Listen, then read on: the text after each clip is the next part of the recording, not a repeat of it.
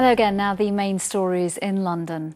A video showing a jumbo jet smashing into a row of houses has won a prize in an anti-Heathrow film competition backed by the Richmond MP Zac Goldsmith.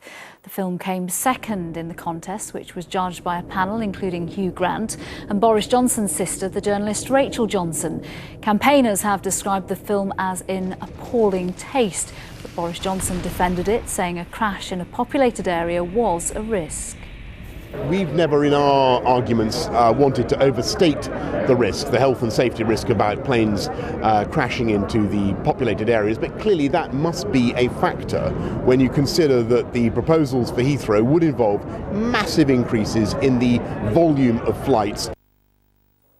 500 police officers began patrolling the capital's busiest junctions this morning in a two-week initiative to improve road safety. The Met says they will be issuing fines to car drivers and cyclists where necessary, but raising funds is not their main focus. This isn't about revenue and money making whatsoever. This is about reducing those who are killed or seriously injured on London's roads, and that is our primary function. If we didn't issue any tickets but reduce all those who are hurt or injured, that would be success. Harry Redknapp is under fire to name the footballers he says tried to get out of playing for England during his time at Tottenham. The former Spurs manager said that several players asked him to get them out of their national duty. Now the England captain Steven Gerrard has urged Redknapp to name and shame those involved. A new system enabling passengers to claim refunds for delayed journeys online has been launched today. Previously, Tube customers who'd suffered delays had to send off a paper form to Transport for London. The simpler process will also speed up payment, with most refunds being paid within 7 days.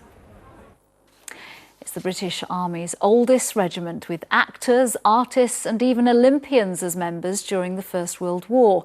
Today, fascinating and previously unseen records of London's Honourable Artillery Company are being released. Records published online will include regimental details from 1848 to 1922, as well as a small collection of photographs and letters from the families of those who died.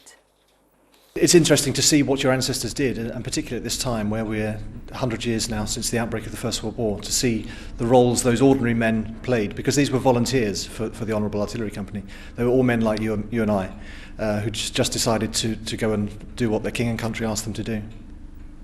Now let's take a look at the weather with Martin Stew.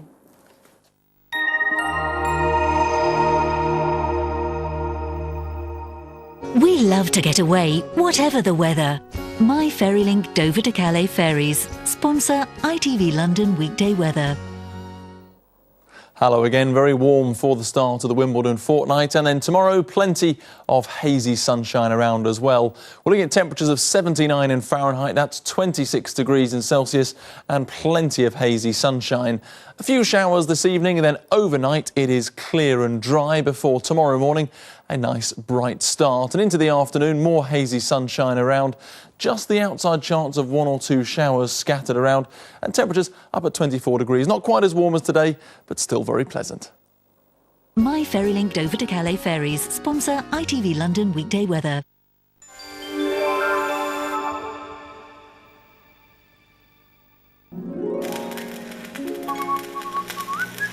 The Pollen Count, sponsored by Checkatrade.com.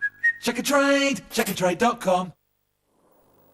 Now, with all this warm and sunny weather, it does mean very high pollen levels for hay fever sufferers. They will be dipping down to high, though, on Tuesday and Wednesday. I'll see you later. Goodbye. That's it for now, but we'll be back with a shorter than usual programme at the later time of 7:10 after the Holland-Chile World Cup game. Whatever you're doing, enjoy the rest of your afternoon. Bye-bye.